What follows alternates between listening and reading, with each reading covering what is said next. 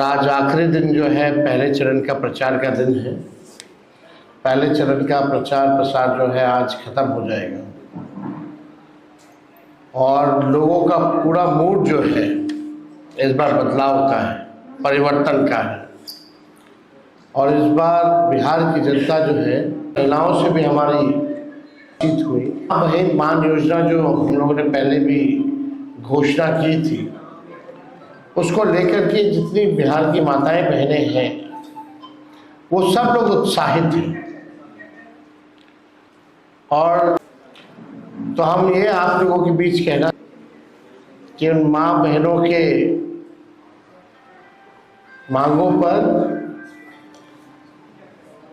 हम लोगों की सरकार जो है बनने जा रही है। सरकार बनते ही आप सब लोग जानते हैं कि मकर संक्रांति का जो दिन है,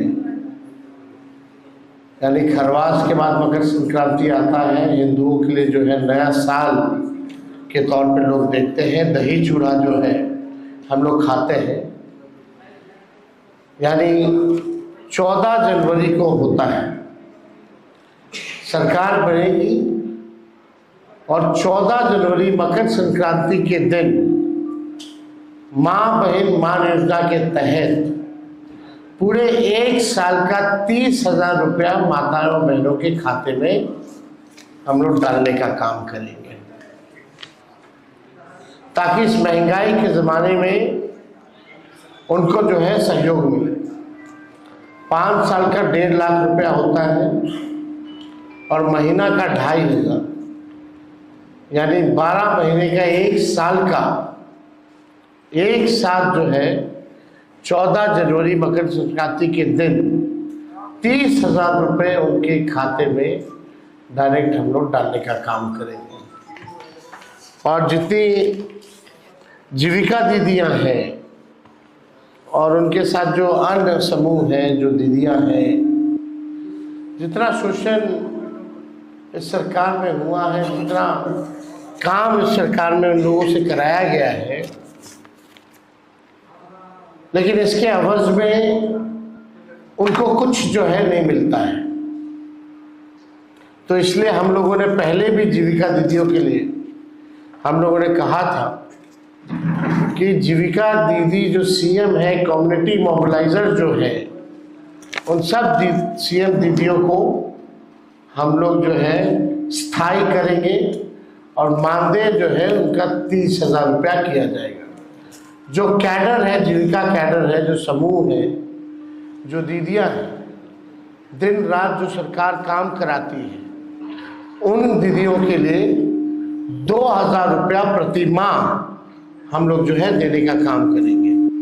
साथ ही साथ जो उधार लेती हैं, जो इंटरेस्ट लगता है लौटाने में, उस इंटरेस्ट को भी जो है हम लोग माफ़ करेंगे और 5 लाख रुपए का बीमा उन तमाम दीदियों के लिए हम लोग जो है कराने का काम करेंगे। एक बहुत पुराना इश्यू है और सभी लोगों की मांग थी, कर्मचारियों की मांग थी, जिसको हमने बिहार विधानसभा में भी सरकार से कई बार हम लोगों ने मांग की। ओपीएस, ओल्ड पेंशन स्कीम, हमारी सरकार बनेगी तो ओल्ड पेंशन स्कीम जो है लागू किया जाएगा। साथ ही साथ आप सब लोगों को हमने बताया, चाहे पुलिसकर्मी हो, चाहे अस्पताल में जितने स्वास्थ्य कर्मी हो, या शिक्षक हो, या अन्य सरकारी कर्मचारी हो, उनका जो होम डिस्ट्रिक्ट है 70 किलोमीटर के दायरे में ही ट्रांसफर पोस्टिंग जो है हम लोग करेंगे। और लोगों की भी मांग है, नर्स वगैरह, हम तो स्वास्थ्य मंत्री रहे हैं, इस पे भी हम लोग काम कर रहे थे। लोगों की मांग थी, नर्सेस की मांग थी कि चंपारण की रहने वाली है, आप उसको जम्मू ही ट्रांसफ़र कर दिए, वहाँ रहना पड़ता है, खर्चा जो है बढ़ता है। इसको देखते हुए उनको तकलीफ ना हो, इस वजह से 70 किलोमीटर के अंदर रेडियस में ही उनका जो है ट्रांसफर पोस्टिंग जो है कराया जाएगा। और एक बड़ी घोषणा हम लोगों ने, जिसका हम लोगों ने प्रण पत्र में भी दिया है, इसमें कुछ अन्य बातें जो है जो हम बताना चाहेंगे किसानों को लेकर के। जो धान का हो या गेहूं का हो, एमएसपी पे इन लोगों को आज भी सरकार में इन दो फसलों पे एमएसपी पे अभी भी नहीं मिलता है। दिया जाता है किसानों को, एमएसपी पे नहीं दिया जाता, उससे जो है कम ही जो है किसानों को मिल पाता है। बिचौलिया जो है उनको फायदा होता है। हम लोगों की सरकार आएगी तो किसानों को प्रोत्साहन के रूप में जो धान का एमएसपी के अतिरिक्त 300 रुपये प्रति क्विंटल के दर पर अतिरिक्त बोनस का जो है भुगतान किया जाएगा। यानी जो धान का जो न्यूनतम समर्थन मूल्य है उसके अतिरिक्त 300 रुपया जो है हम लोग देंगे। और जो गेहूं खरीद पर न्यूनतम समर्थन मूल्य के अतिरिक्त 400 रुपया प्रति क्विंटल जो है दर पर बोनस जो है उन किसानों को दिया जाएगा। यानी धान का अतिरिक्त 300 रुपया एमएसपी के अतिरिक्त और गेहूं का एमएसपी के अतिरिक्त 400 रुपया जो है प्रति क्विंटल हम लोग जो है करेंगे। साथ ही साथ राज्य में जो किसान हैं, सिंचाई जो करते हैं, इरिगेशन का आप जानते हैं जो काम जो होता है, बिजली लगता है, बिजली जो है महंगा है बिहार में।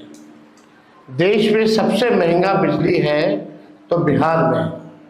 तो जो भी हमारे किसान जो सिंचाई के लिए बिजली जो इस्तेमाल करते हैं, सिंचाई के लिए उन किसानों को बिजली मुफ्त में हम लोग दिलवाने का काम करेंगे।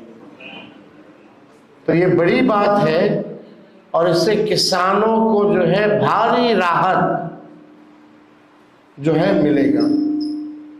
यानी जो सिंचाई होगी वो उसका जो बिजली जो खर्चा जो होता है वो फ्री जो है हमारी सरकार बनने के बाद हम लोग करेंगे।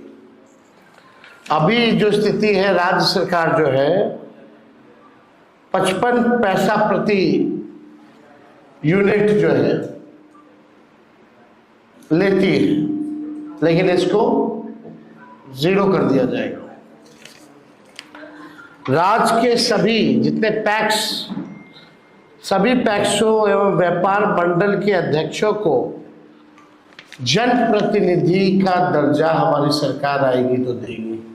जितने भी पैक्सों हैं या व्यापार मंडल के अध्यक्ष हैं, उन सबको जनप्रतिनिधि का दर्जा जो है दिया जाएगा। और सरकार बनने पर राज्य के जितने 8,463 पैक्स में दशकों से कार्यरत प्रबंधकों को सहकारिता विभाग से मानदेय का भी भुगतान करने पर हमारी सरकार विचार करेगी। तो ये सारे मुद्दों को लेकर के हम आप लोगों के बीच आए थे। इससे जुड़ा हुआ अगर कोई सवाल होगा तो आप जो है पूछें। जी, आपने जो घोषणा की थी पहले कि हर सरकारी नौकरी इस पर आज एक लंबी घोषणा, लेकिन जो बीजेपी और तमाम पार्टी पर लगातार और कहां से करेंगे? छोड़िए ना, बीजेपी क्या करती है, वो लोग आज तक कुछ किया है?